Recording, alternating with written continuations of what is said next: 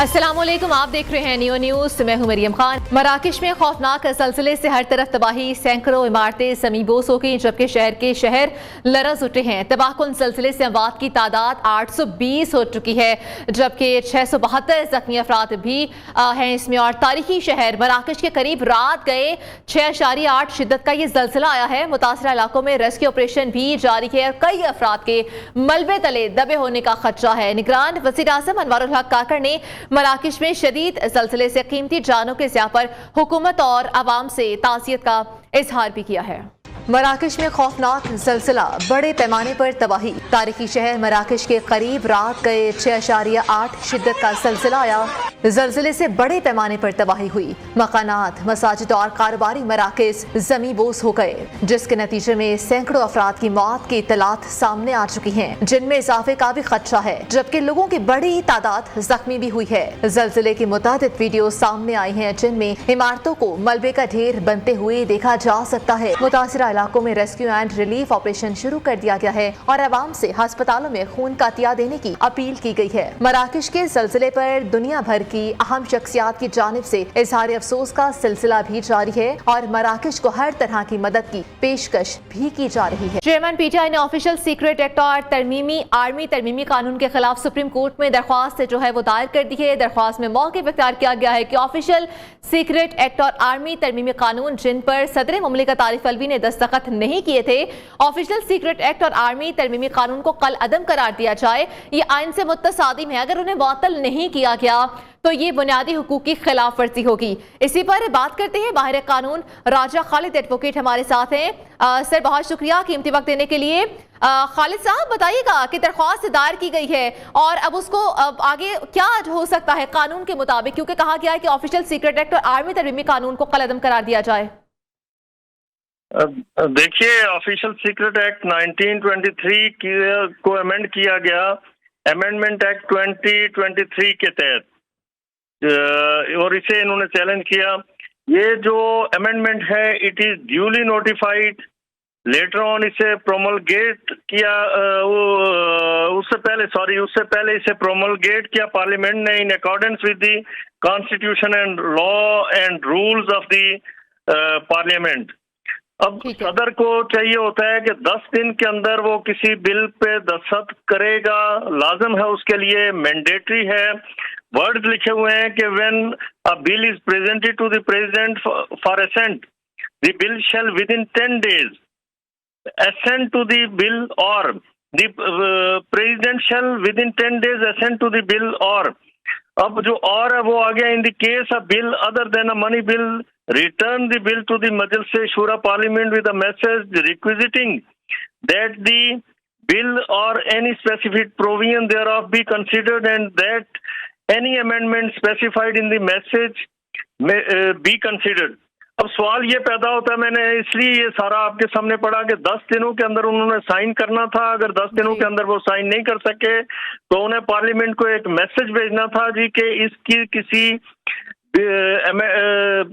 Provision को आपने amend करें, जो इसमें जो लॉ है उसमें फला अमेंडमेंट्स लेके आए। ना तो उन्होंने इस पे कोई इस तरह का मैसेज किया, ना उन्होंने इस पे एतराज लगाया, अब ना ही कोई इस तरह की अमेंडमेंट उन्होंने प्रपोज की। सवाल ये पैदा होता है कि कहा गया था कि उस पर दस्तखत कर दिए गए हैं, लेकिन उसके बाद पता चला, ट्वीट भी किया सदर मुमलिकत ने कि मैंने किसी किस्म के कोई दस्तखत नहीं किए। इसमें आपकी नजर में कितनी सच्चाई है? और अगर दस्तखत किए हैं तो कानूनी राय आपकी क्या है, और अगर दस्तखत नहीं किए तो कानूनी राय आपकी क्या है, ये बताइएगा ना। दस्तखत नहीं हुए उस पे, ठीक, दस्तखत नहीं हुए, ये बात तो मुसलमा है कि बिल पे दस्तखत नहीं हुए, लेकिन 10 दिनों के अंदर रिटर्न नहीं हो सका। उनके जो अपने प्रिंसिपल सेक्रेटरी थे उन्होंने कहा कि bill is still lying with the presidency, अभी तक वो प्रेसिडेंसी में मौजूद है। तो 10 दिनों के अंदर जब आप उसे मंजूरी नहीं देंगे, असेंट नहीं देंगे, तो फिर आप विद इन 10 days ऑब्जेक्शन लगा के, एतराज लगा के, कोई अमेंडमेंट प्रोपोज करके पार्लियामेंट को मैसेज करते हैं और पार्लियामेंट फिर उस पे जॉइंट सिटिंग में गौर खोज करती है, और उसके बाद अगर वो दोबारा से सदर को भिजवा देती है और वो 10 दिनों के अंदर साइन नहीं करता तो उसके लिए कहा जाता है कि it is deemed to be assented, कि अब ख्याल यही किया जाएगा कि इसको मंजूरी मिल गई, अगर वो फिर भी साइन नहीं एडवोकेट करता। साहब काइंडली यहाँ पे ये भी बताइएगा, यहीं पे मैं आपसे पूछना चाहती हूँ कि उन्होंने दस्तखत नहीं किए और कोई भी तरमीम नहीं भेजी, तो फिर उस सूरत में क्या कानूनी राय है? नहीं, कानूनी राय यही है ना कि 10 दिनों के अंदर जब बिल वापस नहीं भेजा जिसके लिए वो बाउंड थे, उन्होंने एतराज नहीं लगाया, तो 10 दिनों के अंदर वो ऑटोमेटिकली एक कानून बन गया। इसीलिए मैंने जो आर्टिकल 75 था उसका ए भी आपके सामने पड़ा और बी भी आपके सामने पड़ा। बी अगर वो बी उस सूरत में है कि जब वो ऑब्जेक्शन लगाएगा, फिर प्रोसीजर बताया गया कि उसके बाद बी में और उसकी 2 में फिर सारा वो प्रोसीजर वजह किया गया कि एतराज के बाद या पार्लियामेंट को मैसेज करने के बाद क्या तरीक़ेकार होगा, बिल की मंजूरी के लिए क्या प्रोसेस करना पड़ेगा और किस प्रोसेस और किन मराइल से बिल गुजरेगा। तो उन्होंने चूंकि 10 दिनों के अंदर बिल वापस नहीं भिजवाया था, लिहाजा ये कानून बन गया। अब सवाल यहाँ पे ये पैदा होता है कि पीटीआई कैसे यहाँ पे एग्रीड पार्टी है, पीटीआई कैसे चैलेंज कर सकती है? यानी अगर कोई फर्द जुर्म करे, कोई किसी को सपोज कत्ल कर देता है, कत्ल करने के बाद वो 302 की जो प्रोविजन है, जो सेक्शन है पाकिस्तान पिनल कोड की, उसे जाके चैलेंज करेगा। ये ऐसे नहीं होता। PTI is not the agreed party, PTI का इसके साथ कोई ताल्लुक वास्ता नहीं है। मतलब कि एडवोकेट साहब आपका कहने का मतलब ये है कि जो पीटीआई है उसके बाद ये राइट नहीं है कि वो उसके अगेंस्ट जा सके या दरख्वास्त दायर कर सके उसके खिलाफ। जी जी, इसी तरह जो सुप्रीम कोर्ट है इसका कोई ताल्लुक वास्ता नहीं बनता। सुप्रीम कोर्ट सदर और वजीर आजम के माबैन। बिल्कुल सही, आपकी राय हमने ले ली है। राजा खालिद महमूद एडवोकेट हमारे साथ माहिर कानून मौजूद थे।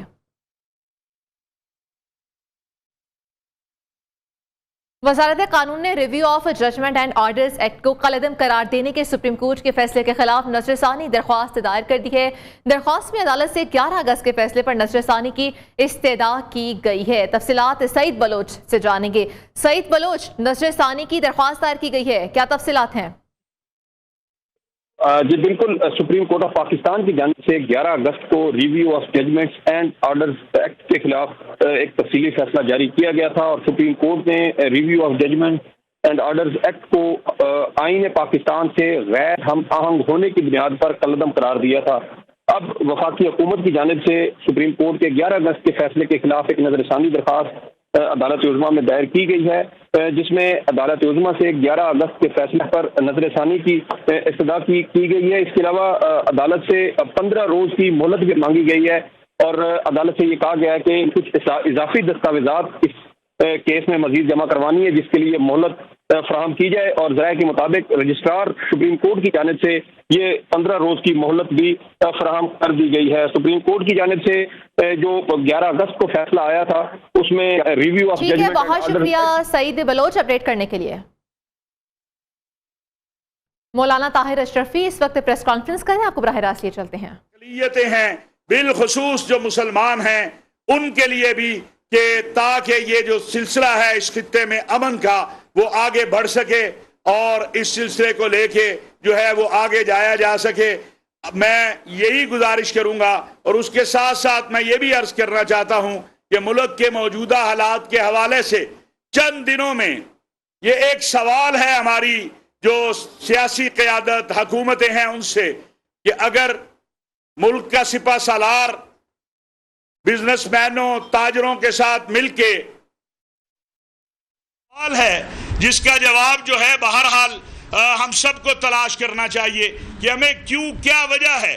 और हम पाकिस्तान उलमा कौंसिल की तरफ से ये मुतालबा करना चाहते हैं कि बिला तफरीक जो ज़ख़ीरा अंदोज हैं, और ये फतवा हमने पहले भी दिया है, आज दोबारा पाकिस्तान उलमा कौंसिल की तरफ से, दारुल इफ्ता पाकिस्तान की तरफ से, कि जो रोज़मर्रा की इंसानों की ज़रूरियात हैं बिलखुसूस खुराक, उसमें आटा आता है, सब्जी आती है, चीनी है, दालें हैं, ऐसे ज़ख़ीरा अंदोज़ों के लिए जो इंसानों की रोज़मर्रा की ज़रूरियात हैं, ऐसे ज़ख़ीरा अंदोज़ों के लिए अल्लाह के नबी सल्लल्लाहु अलैहि वसल्लम ने सख्त वईद फरमाई है और इनका ठिकाना जहन्नुम होगा।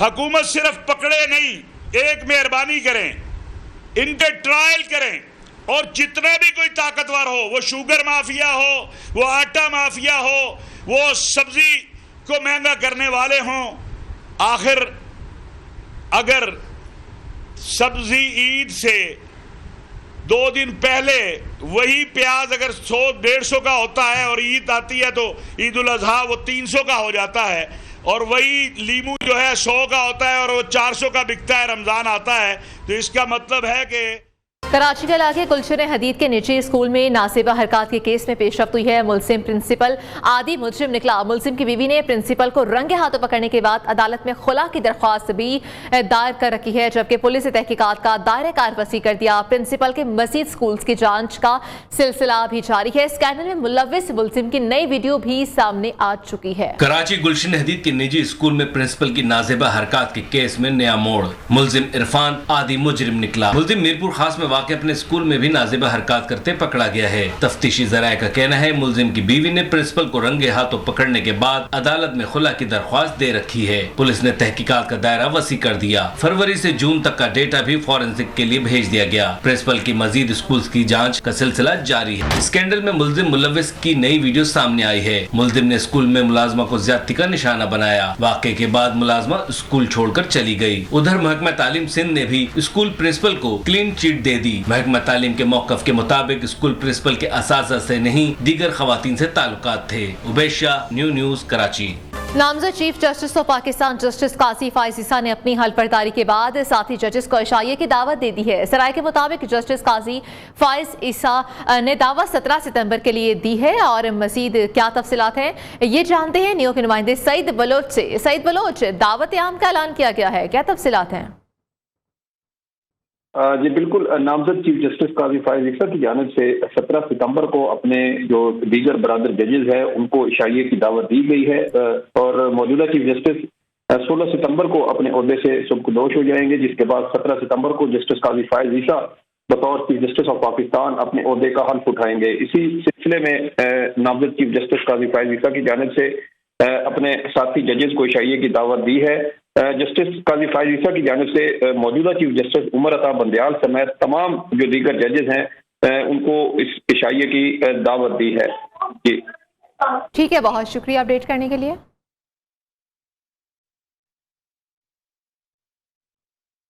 डेरा बुगटी में नामालूम अफराद ने 5 फुटबॉल के मकामी खिलाड़ियों को अगवा कर लिया है, जबकि खिलाड़ियों को सुबह 11 बजे सुई में जानी बेड़ी के मकाम से अगवा किया गया है और मुखबियों में आमिर, फैसल, सुहेल यासिर और शहजाद शामिल हैं। तो डेरा बुगटी में ये नामालूम अफराद की जानिब से किया गया है कि खिलाड़ियों को सुबह 11 बजे सुई में जानी बेड़ी से अगवा कर लिया गया है। तो बात करते हैं ब्यूरो चीफ कोयटा मोहम्मद कासिम से। मोहम्मद कासिम, ये 5 प्लेयर्स को गिरफ्तार कर लिया गया है, किसने गिरफ्तार किया है और कुछ मुतालबा किया गया उनकी जानिब से? देखें, गिरफ्तार तो नहीं किया गया इनको, बल्कि नामालूम अगवा किया गया है। सॉरी, नामालूम मुसल्लह अफराद ने इनको अगवा किया है। वहाँ डेरा बुगटी में जो जिले इंतजामिया के लोग हैं उनसे हमारी बात हुई। उनका कहना था कि ये लोग किसी मैच में शिरकत के लिए सुई से डेरा बुगटी सिब्बी जा रहे थे। तो रास्ते में जो कच्ची का इलाका है जानी बेड़ी, यहाँ जो है नामालूम मुसल्लह अफराद ने इनको रोका है और उनको उतार के नामालूम मुकाम की जानिब ले गए हैं। और इंतजामिया के एहलकारों का कहना है कि इनकी बाजियाबी के लिए FC है और दूसरे जो कानून नाफिज करने वाले इदारे हैं उन्होंने काविशें शुरू कर दी हैं। और अभी तक इनके जो है ना जो मुहर्रिक है इन लोगों के अगवा का वो अभी तक मालूम नहीं हो सका है और सरकारी हुकाम ने बताया कि इस सिलसिले में ठीक है, बहुत शुक्रिया मोहम्मद कासिम अपडेट करने के लिए। महंगाई से चूर आवाम पर मजीद बोझ डालने की तैयारी, गैस के शोबे के नुकसानात आवाम पर मुंतकिल करने का फैसला। गैस की कीमत में 50% से ज्यादा का इजाफा किया जाएगा। वजारत तवानाई ने फैसला कर लिया है और सुई नॉर्दर्न के टैरिफ में 415 जबकि सुई सिदरन के लिए 417 रुपए फी MMBTU इजाफा होगा। हुकाम ने कहा कि गैस सेक्टर का सालाना नुकसान 350 अरब हो गया है। मजमूई गर्दिशी कर्जा 2700 अरब तक जा पहुंचा है। मजीद तफसीलात इशफाक मुगल हमें बताएंगे। इशफाक मुगल की गैस की कीमतों में भी इजाफा करने की तैयारी है 50% तक। जी बिल्कुल, गैस और बिजली के जो सर्कुलर डेट है उसको कम करने के लिए जो चूंकि IMF के साथ जो है वो हुकूमत ने मुआहिदा किया हुआ, तो इस पर अमल दरामद का जो सिलसिला है वो शुरू कर दिया गया है। इससे कबल जो बिजली के कीमतों में जो बुनियादी कीमतों में जो है 7 रुपए तक का इजाफा किया गया था पर यूनिट, अब जो है वो गैस की कीमतों का इजाफा ड्यू है, जिसका इतलाक जो है वो 1 जनवरी से होना है और कुदरती गैस की कीमतों में 45 से 60% तक इजाफे का इम्कान जाहिर किया जा रहा है और उसकी अपनी मंजूरी काबीना ने देनी है। गैस शोबे के नुकसानात और गर्दिशी कर्जा कम करने के लिए जो है, चूंकि IMF की ये शर्त पर किया जा रहा है, तो सुई नादरन ठीक है इशफाक मुगल, बहुत शुक्रिया अपडेट करने के लिए। FIA ने पेशावर में भी डॉलर और गैर मुल्की करेंसियों की ज़ख़ीरा अंदोज़ी और स्मगलिंग के खिलाफ कार्रवाइयों का जो सिलसिला है वो तेज़ कर दिया है और सेल की गई करेंसी की दुकानें आज भी बंद हैं जिनको सील कर दिया गया था। FIA का दावा है कि 3 माह में ज़ख़ीरा अंदोज़ों और स्मगलिंग के खिलाफ क्रैकडाउन में 679 मिलियन रुपए मालियत के बराबर डॉलर और दीगर गैर करेंसी जो गैर मुल्की करेंसी है वो बरामद की जा चुकी है। मजमूई तौर पर सूरत हाल से मुतालिक आपको बताते चलें, जमील खान हमारे साथ है न्यू के नुमाइंदे। जी जमील बताइएगा। जी बिल्कुल, डॉलर और गैर मुल्की करेंसी की स्मगलिंग के खिलाफ और इसको ज़ख़ीरा अंदोज़ी के खिलाफ FIA की कार्रवाइयाँ जारी है सूबे के मुख्तलिफ इलाकों में। साथ साथ यहाँ पे दुकानदार भी सरापा एहतजाज है। वो कहते हैं कि जो जायज़ रोज़गार करते हैं वन को भी तंग किया जा रहा है, इसलिए ये लोग मुतालबा करते हैं कि ये कार्रवाइयाँ तो दुरुस्त है जो स्मगलिंग और दीगर माफिया के ख़िलाफ़ की जा रही है, लेकिन जो आम दुकानदार है इसको तंग किया जा रहा है, तो इसके ख़िलाफ़ यहाँ पर दुकानदार सरापा एहतजाज भी है। कई दुकानें बंद भी है, कुछ को FIA ने सील कर दिया है, लेकिन FIA का दावा है कि गुज़िश्ता 3 माह के दौरान मजमूई तौर पर 109 कार्रवाइयाँ की गई है। इसमें मजमूई तौर पर 127 मुलज़मान गिरफ्तार हो चुके हैं, जबकि 680 मिलियन रुपए जो है उनसे बरामद किए जा चुके हैं जो डॉलर स्मगल करते थे या ज़ख़ीरा अंदोज़ी में मुलव्वस थे या दीगर करेंसी को। लेकिन FIA की जानिब से मुख्तलिफ इलाकों में कार्रवाइयों का सिलसिला जारी है और उनका दावा है कि जो डॉलर स्मगल किए जाते हैं या जो गैर मुल्की करेंसी को ज़ख़ीरा अंदोज़ करके उसकी स्मगलिंग की जाती है, तो इसके खिलाफ कार्रवाइयों का सिलसिला तेज़ कर दिया गया है गुज़िश्ता तकरीबन 2-3 दिन के दौरान। और ये कहते हैं कि ये कार्रवाइयाँ जारी रहेगी सूबे के मुख्तलिफ इलाकों में। और पेशावर में ज़्यादातर जो दुकानें थी जो इस रोज़गार से वाबस्ता लोग हैं, कुछ को सेल कर दिए गए FIA की जानिब से और कुछ जो है बतौर एहतजाज दुकानदारों ने दुकानें बंद कर रखी है। ठीक है जमील खान, बहुत शुक्रिया। एशिया कप सुपर 4 में श्रीलंका का बांग्लादेश के खिलाफ जारहाना बल्लेबाजी। श्रीलंका ने 1 विकेट के नुकसान पर 81 रन बना लिए, जबकि कुशाल मेंडिस और साथ में जो दूसरे खिलाड़ी थे विकेट पर ही मौजूद रहे और साथ में वेमिथ करनातने ने 1 रन बल्कि 18 रन बनाकर हसन महमूद की गेंद पर आउट हो गए हैं। तो श्रीलंका ने 1 विकेट पर कुशाल मेंडिस और पाथोनसा नका विकेट पर मौजूद है। इस वक्त मैच जो है वो जारी है। गॉडजिला और टाइटन्स के दरमियान लड़ाई। हॉलीवुड की एक्शन, साइंस फिक्शन और एडवेंचर से भरपूर TV series monarch legacy of monsters का ट्रेलर जारी कर दिया गया है। अब तक के लिए इतना ही। देखते रहिए न्यू टीवी।